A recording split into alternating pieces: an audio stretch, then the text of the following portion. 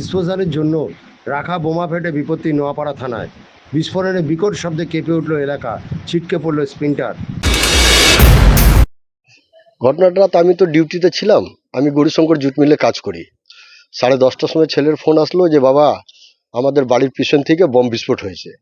তা আমি জিজ্ঞাসা করলাম যে আমাদের মানে বাউন্ডারির ভেতরে হয়েছে না আমাদের বাউন্ডারির বাইরে হয়েছে? বলছে না, ঠিক আমাদের ঘরের পিছনে ঠিক বাসটা হয়েছে থানার জায়গা থেকে। তাই আমি বললাম তাহলে ঠিক আছে, থানায় গিয়ে তোমরা জানাও।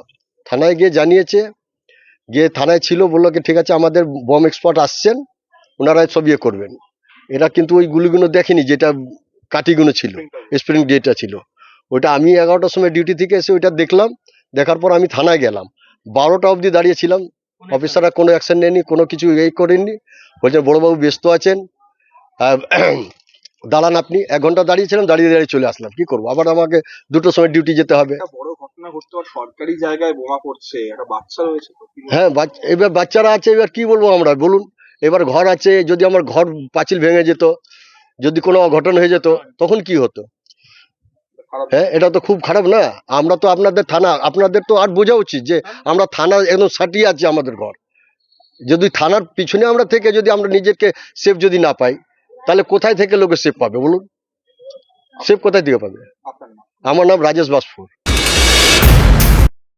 আমি হঠাৎ করে 10:10-এ আমি টিফিন করছিলাম, এখানে বসে আমাদের টিফিন করছিলাম, হঠাৎ করে বম বিস্ফোট হলো এখান থেকে।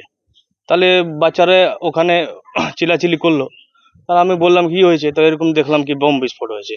সঙ্গে সঙ্গে গেলাম থানার মধ্যে, সব আশেপাশের যত ছেলে ছিল সব নিয়ে থানাতে গেলাম। তো বলছে কি ঠিক আছে, ওখানে স্কুটির টায়ার ফেটেছে।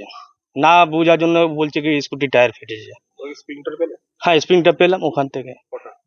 ওই মোটামুটি 4-5টা আছে স্প্রিংটা।